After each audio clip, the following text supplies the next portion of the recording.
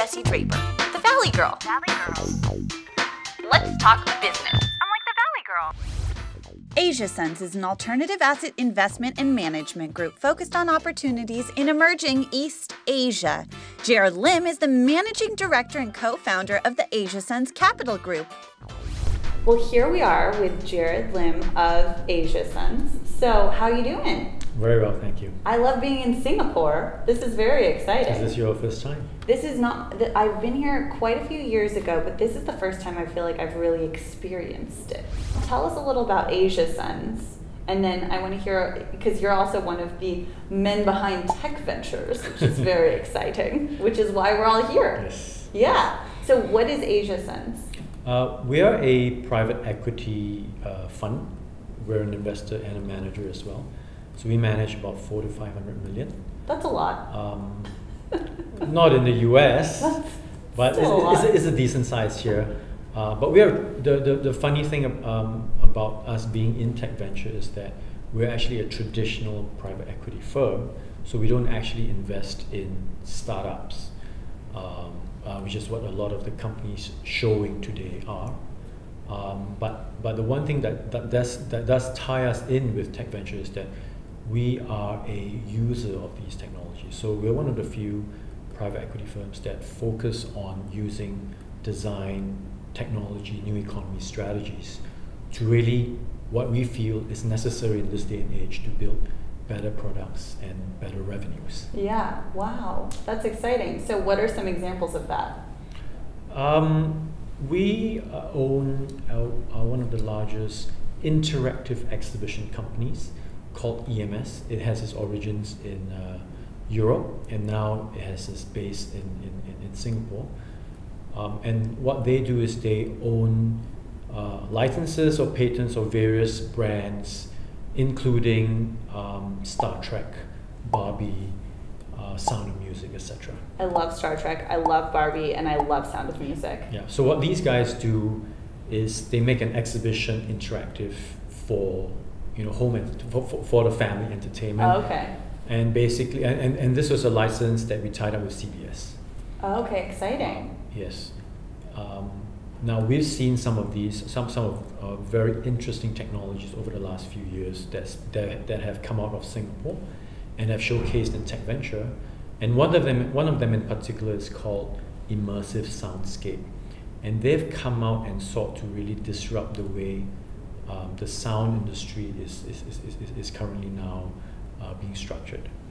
And what they've effectively done is, instead of focusing on hardware, they have developed an app using very powerful algorithms to be able to use normal speakers or normal headphones and be able to synthesize or separate the sounds out to make it really 3D. Oh, wow. So 3D sound. 3D sound, exactly. And effectively you could hear sounds in a 360-degree angle. That's crazy. Yeah. So we're using some of that technology from an app. Yeah, from an app. Wow. Yes, and we're putting into we're working with them and putting into our entire Star Trek exhibition. And obviously we've seen the movies. There's a lot of, well, there's not enough of it, but there's some fighting and action. Oh yeah. And we're trying to use that and just make the whole exhibition a lot cooler. And in the process of doing that, we will be able to help promote this company and its app as well.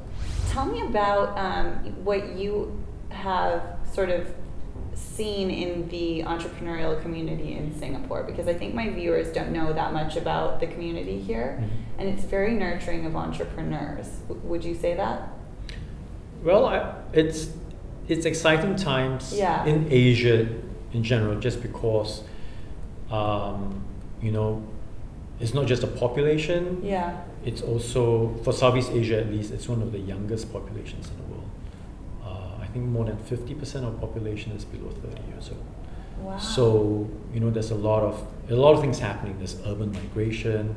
Our disposable income is increasing by the day, and just from 5 years ago, walking into malls throughout Southeast Asia is a huge difference. People are used to spending more and going out more. Interesting. And as a result, it's obviously generating a lot more business people, entrepreneurs, investors coming in, and that's created a whole ecosystem. Yeah.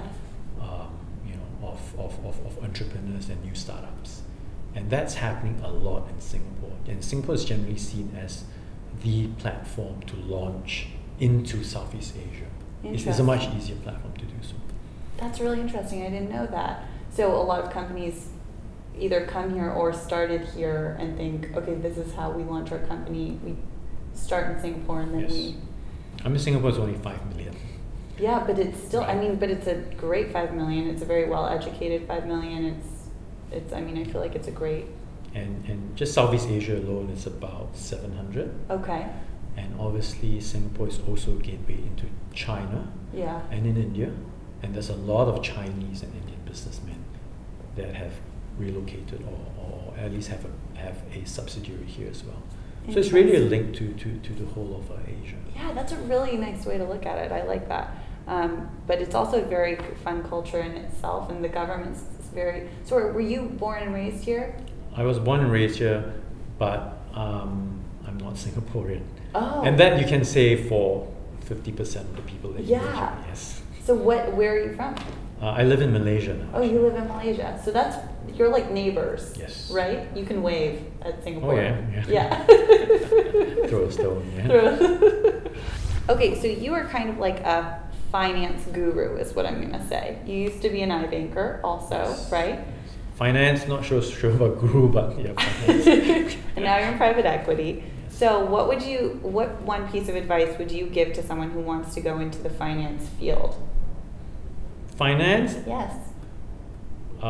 If you're talking more specifically about being in the investment field of private equity, I think it's important to be able to be exposed to a lot of things. So really go out there and get to know the world.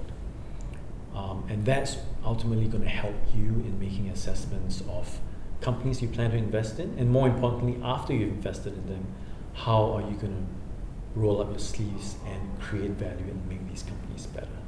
Because ultimately, you should be one of the consumers that the company you invested in is trying to sell to you. You're right. Great piece of advice. Great. I'm like the Valley Girl. And I'm like Jared of Asiasons. High five. High five.